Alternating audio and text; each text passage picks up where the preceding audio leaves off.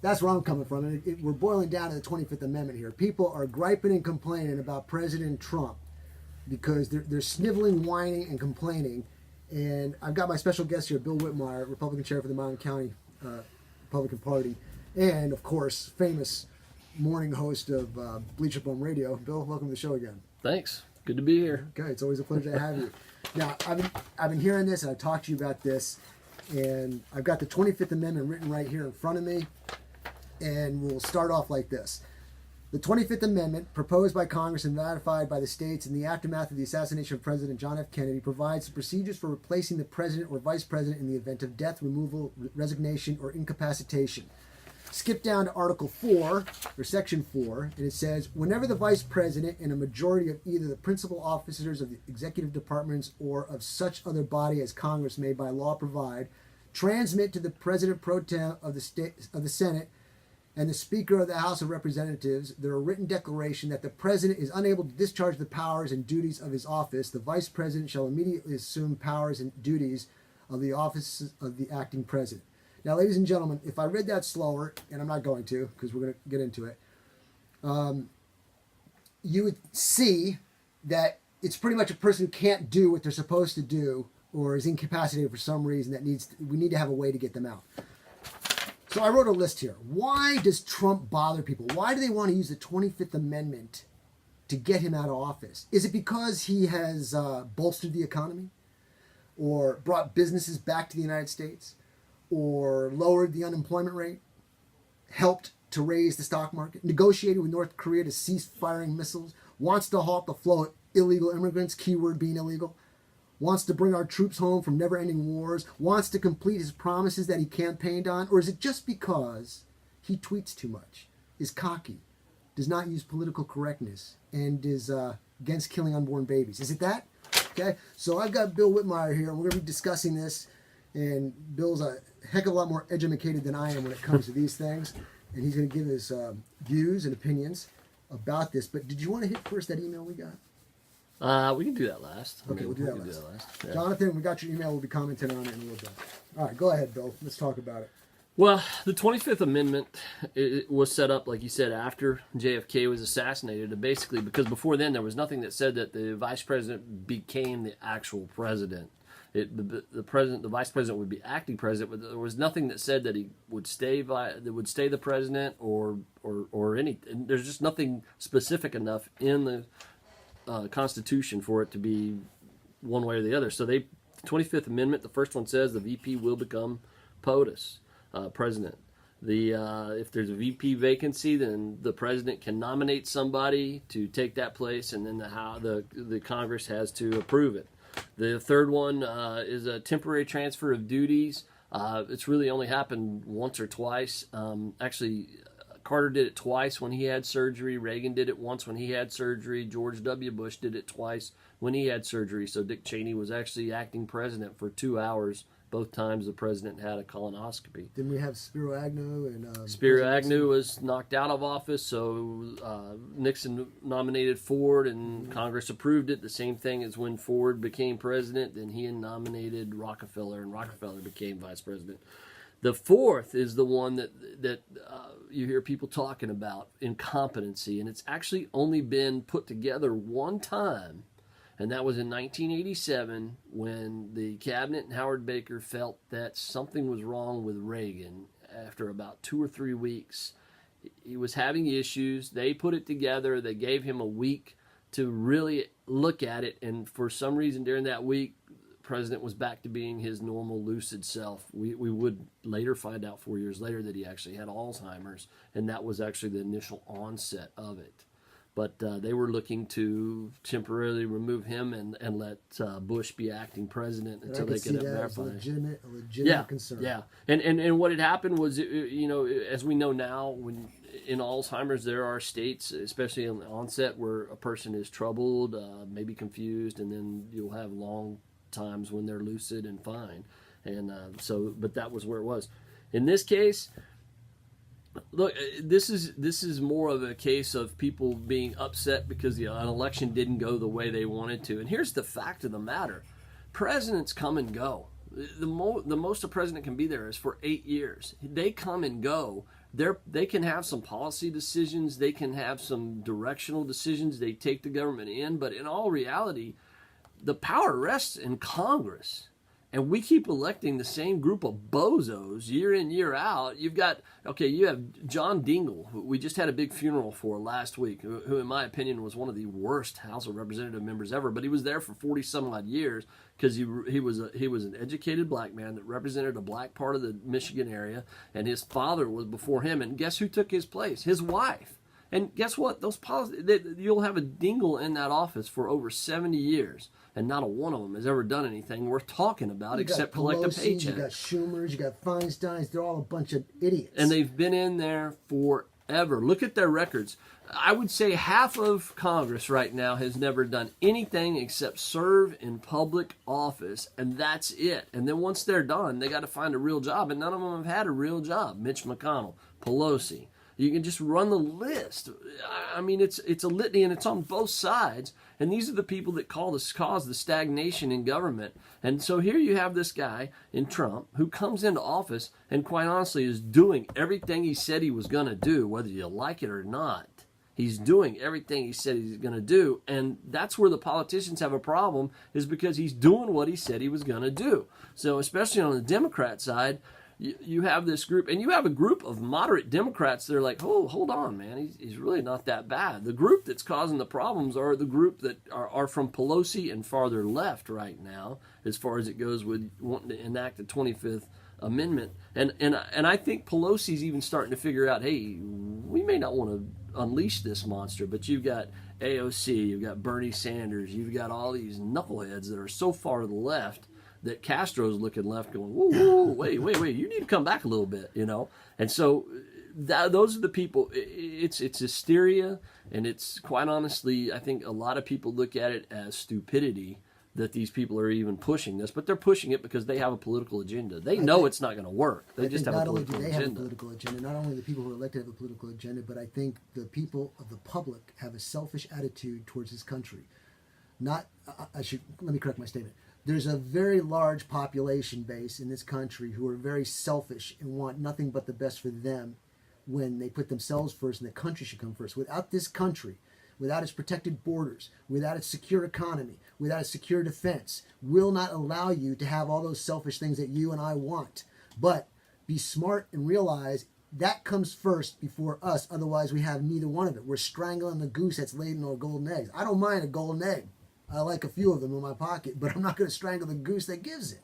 Well, you're seeing that in the state. We created a state that was positive business, great for the people that lived here, and now you're having these flood of people coming in from liberal states because they're fleeing what they created. That's it, yeah. And they're coming here and they're going to create this. And when I see the governor celebrating bringing another medical industry into the state, another liberal industry, hey, bring me some gun manufacturers, bring me some body armor manufacturers, bring me some people that respect and like conservative values. Quit bringing me medical people, insurance people, because what they bring is a load of liberals from California, from New York, from Ohio, from Pennsylvania, and they want to change the laws. Look, here's the truth.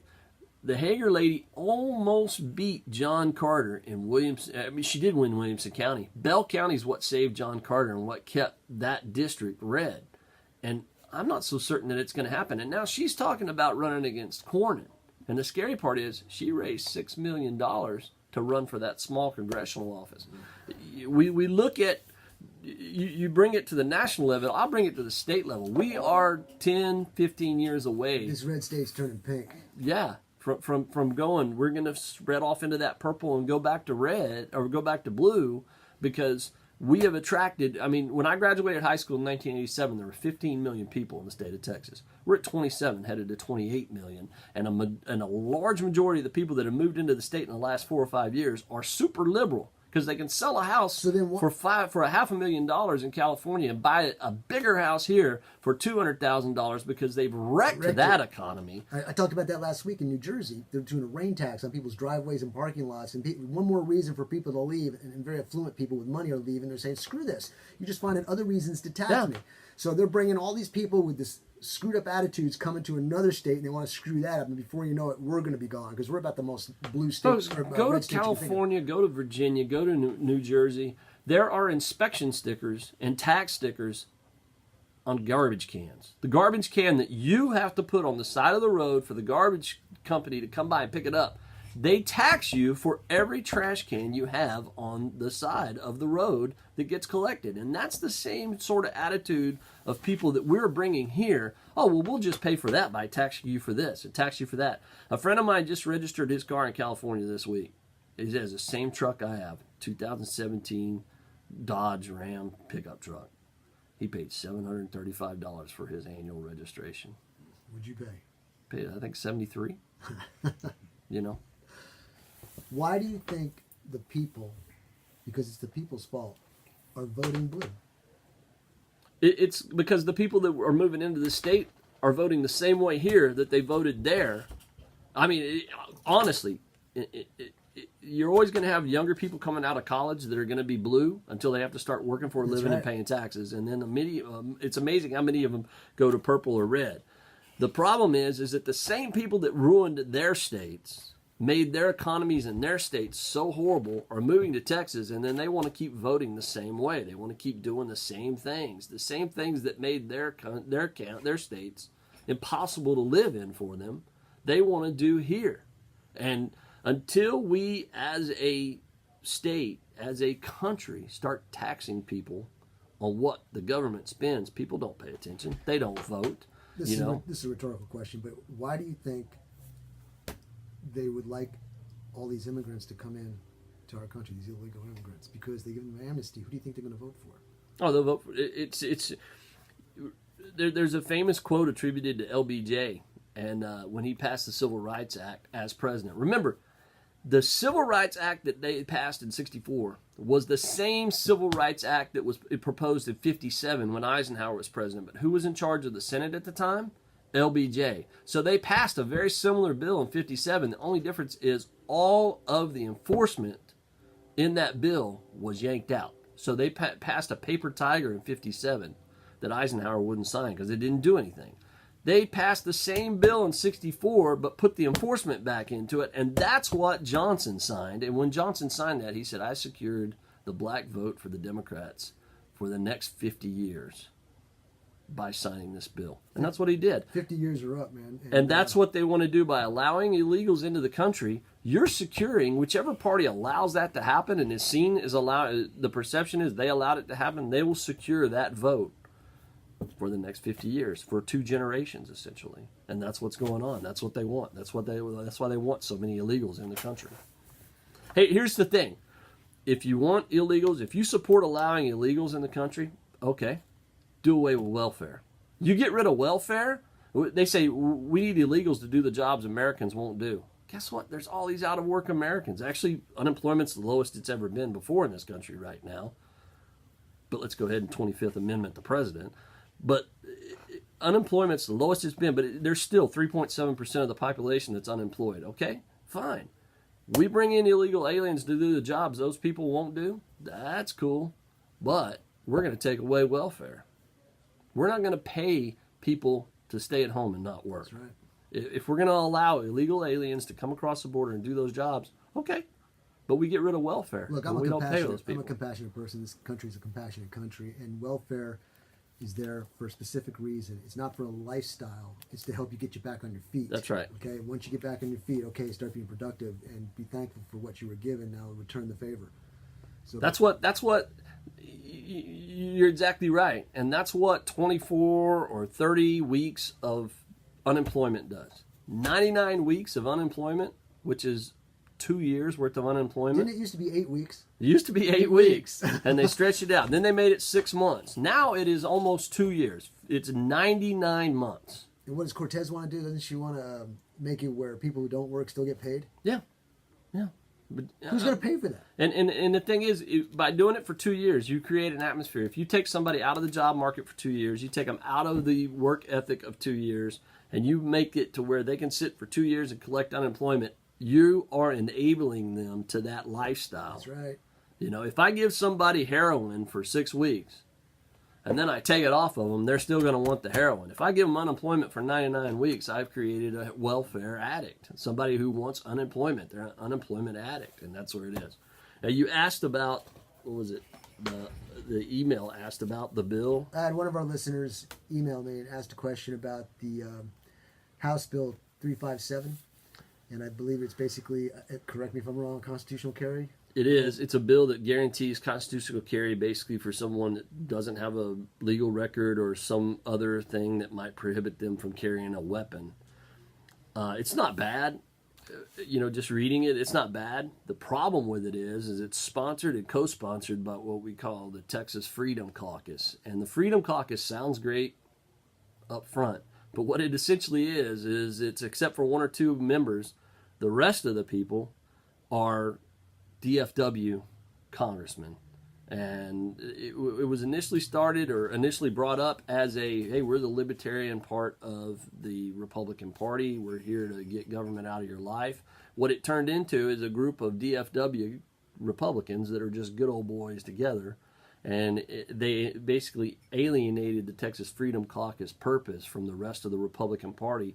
And they really did so, the primary leader of it, even though Matt Schaefer is the chairman, he's out of Tyler. He's one of the three that isn't from DFW. You have one from Tyler. Kyle Biederman is from Fredericksburg, and Valerie Swanson, who's a first-term representative, she's from Spring. The rest are out of DFW, and they're kind of led by Jonathan Strickland of Bedford, who has become kind of a firebrand for them, but he's also kind of become a lightning rod at the same time. He pushed the bathroom bill to the point where nobody would even hardly talk to him in the legislature because he had just ticked everybody off. And he's the primary sponsor for this bill. And I don't know that it's going to gain a lot of traction because of the Texas Freedom Caucus interest in it. Does it really affect anything? The way things are right now, basically, it just basically says anybody that can own a gun can carry it. It's going based on the people. You shouldn't have to pay in any way, shape, or form for a right that you have, and I get that. And look, I'm a licensed carry instructor. I make part of my money, training people. However, I'll give it up because I'm a constitutionalist. So, but until that point in time, I'm going to profit off of it. Okay, but if it goes constitutional carry, okay. The only thing is, guys and gals who are constitutionalists, if they're going to open carry like that with that right, you better shame them to death with your First Amendment to get some training. I will not tolerate an idiot with a firearm. I'll get in their face and tell them so. You must shame them into training to become proficient with a firearm. It's a liability issue to a certain extent. Remember, 15 years ago or so, they made the hunter safety deal. If you were born before 1970 or later, you had to take hunter safety. I'm thankful my parents had me in 1969. I didn't have to go through that. But I know several guys that are on bleacher bums that were born after 70 that had been hunting all their lives, but they had to turn around and go back and take this class before they could renew their hunter's license. And the reason for that, it was a liability issue. It was passed through Congress, and I'm sure the insurance lobby had something to do with it, but it was because so many people were being sued because they allowed someone to come onto their property that was younger, and there was an accident that happened, and so insurance companies kind of pushed it.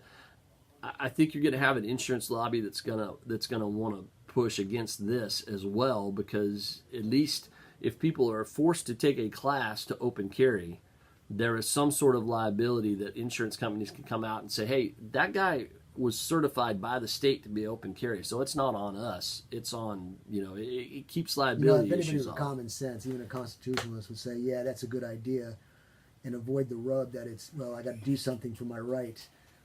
If they can just get past that one hurdle. But I totally get it when they're saying that there shouldn't be anything required for somebody to carry. I get it. But common sense, man, if this is not the days of when you and I grew up and people knew how to use it, and your father or somebody taught you how to use a firearm. There's people out there who are clueless, and they think they can remorph once they get shot because of all these video games. It doesn't work that way. Okay, so you have to be very proficient, you have to be very knowledgeable, you have to be very careful and safe with this firearm. Look, you know how diamonds have 7 C's? 7 C's for diamonds? Well, there's 3 C's for gun safety, and that's carelessness causes calamity, okay? So you need to be careful with your firearms. Look, the time's ticking. I saw this article here. I want you to tell me what you think about it. I know what I think. Alabama woman who joined Islamic State is not a citizen. An Alabama woman who joined the Islamic State group in Syria won't be allowed to return to the United States with her toddler son because she is not an American citizen, the U.S. said. Her lawyer is challenging that claim, of course.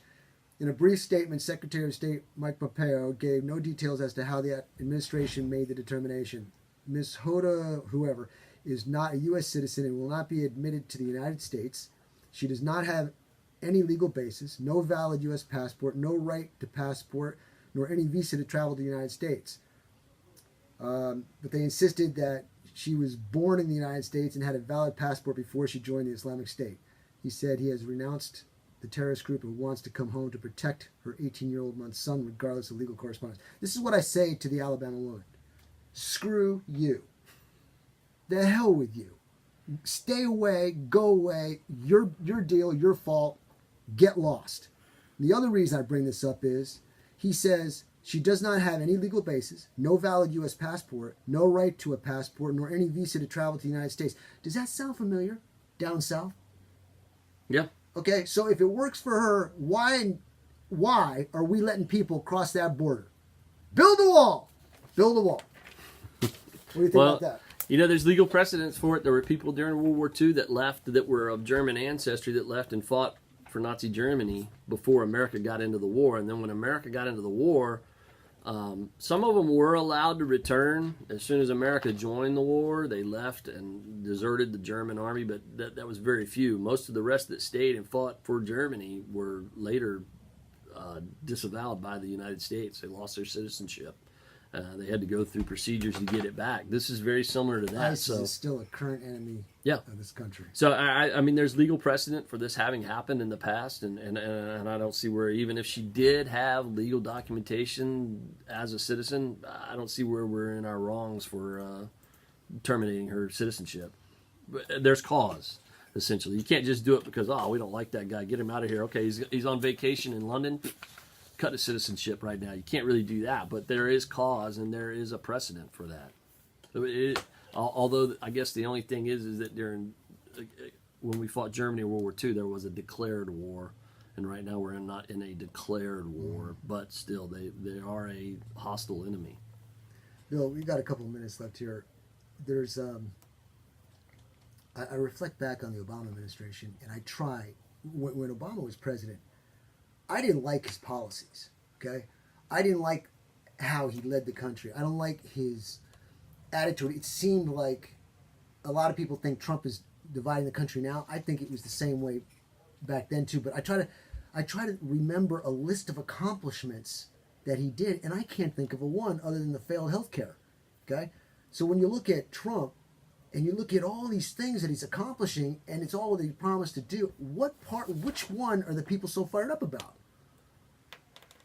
I think it goes back to what you have at the bottom of that sheet. He tweets. If we could just take his Twitter away from him, I mean, it would be... But the Twitter, while there are times where his Twitter feed does tend to add to the fire, there are also times where that Twitter feed allows him to say, hey, look over here at this, and he does this. You know, it distracts so that he can do his job. I think I just saw a video of David Letterman. I think it was in 2013. He had Donald Trump on for an interview. He was talking the same things about China. He was saying things about how the economy's not good, and everybody was applauding and loving him because he wasn't running for president. He's saying the same freaking thing. He's been given NAACP awards. He's been given awards by many black organizations, and there's one meme, and I'm not a big meme. Well, I am a big meme guy, but I usually verify and make sure they're right or they're just really funny, but nothing that's false. But the thing is there was not a single black organization, a single black person that had a problem with him prior to 2017 when he announced that he was going to run for president. And even then, there was no one that had a lot of problems with him until the beginning of 2018 when it looked like, hey, this guy's starting to build some traction. And then it's been an onslaught. But even then, you look and there's, I would say, with minorities, it's half and half. But it's that vocal part that creates all the issues. Bill, I can't thank you enough for coming on. It's always a pleasure to have this conversation like this. Ladies and gentlemen, I hope you enjoyed it, and times are ticking away. So until next week, keep your batter dry. God bless, and continue with the emails. Give us some topics that you want to go over. We'll see what we can do to comply. Until next week, take care. Thank you, Bill. You bet, man. Appreciate it.